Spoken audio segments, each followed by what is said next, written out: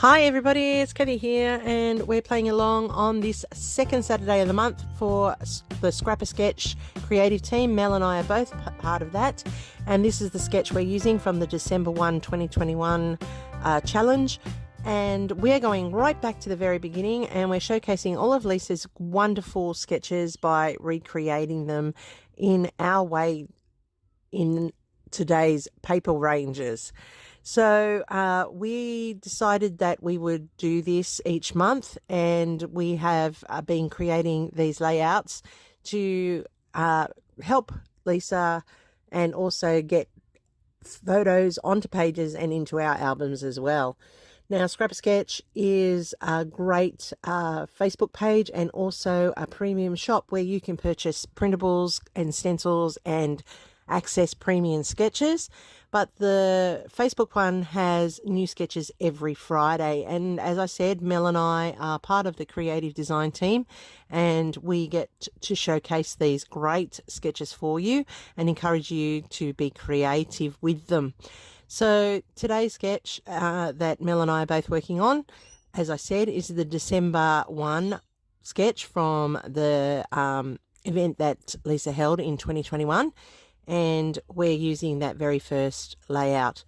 Now, I am using some old Kaisercraft papers here from my 100 pattern paper challenge. I thought I'd better start bashing those papers because we're coming very fast through the year and I've hardly made a dent in them. So over the next few layouts and a few weeks, you'll see a lot of layouts using papers from my stash in that pile. I love these papers. They are beautiful. There's so many beautiful colors and the rich textures, and I just thought this was perfect for this layout. I'm just re-centering that one now, as you can see, because it was a bit off center. I have put black soot distress ink around each of the papers so that they pop up off each other and also define the edges, which is very, very important, I think, for this layout, and make each one distinct. I found these stickers, which I've had in my stash for 100 years. No, I'm only joking. I've had them for a very long time, but they have lost their stickiness and they are just needing to be glued down into place. So on Lisa's sketch, she has this border outline around the main square on hers, and I thought these stickers were perfect for that. They are allowing that border to be created as another dimension on the page. Now, yeah, I could have hand stitched them, I could have drawn stitched them, I could have ruled a line around it, I could have matted that square. But I just thought that these stickers were perfect for this section of the layout, and they add a little bit of sparkle to the overall layout when it's finished. So I love this chevron side of the paper. I really do think it's very striking, and it really would have looked lovely on this page, but with the triangular piece, it just would have blended too much and would have been lost for the full effect. So that's why I use the pink rose side of it for my framing. And I do like how this is all coming together. Now on the sketch, you see that there was lots of layers behind the photo, and in the top left-hand corner in the embellishment landing spot. So that's why I am cutting my pieces together now.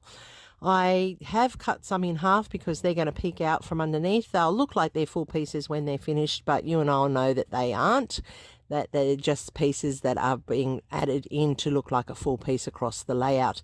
And because they are being covered up by other layers, it doesn't matter. You will still have that effect. I really do like how this has come together. And as I said, I do love the patterns in this paper, and I really need to make more of an effort to use up all my papers that I buy, because obviously when I buy them, I like them. So I don't really understand why I don't use them straight away. And maybe that's a challenge we should all give to ourselves, to stop hoarding the beautiful papers for that perfect page. The perfect page will never come. Let's use them, and then that becomes the perfect page, which it should have done right from the start. So here I am layering up the top left-hand corner where that is going to be an embellishment spot as per Lisa's sketch, and I am layering up all the different papers in the layout so that it's giving that you know, that contrast for the eye to seek out and look at. And I just like how these are all coming together nicely. So I'm overlapping, and the distressing with the distressed oxide, the black soot, makes it all stand out individually and allows it to pop up off that layout.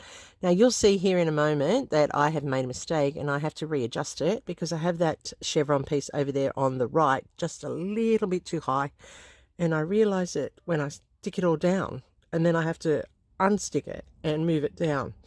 Bit crazy, I know. Wasn't paying attention as I was doing it.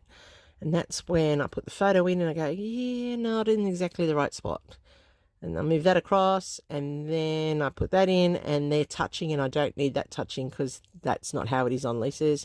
I was having a bit of a panic moment then, thinking that the sticker was going to rise and lift off, but I now have flattened it out, and this is how it's fitting in beautifully.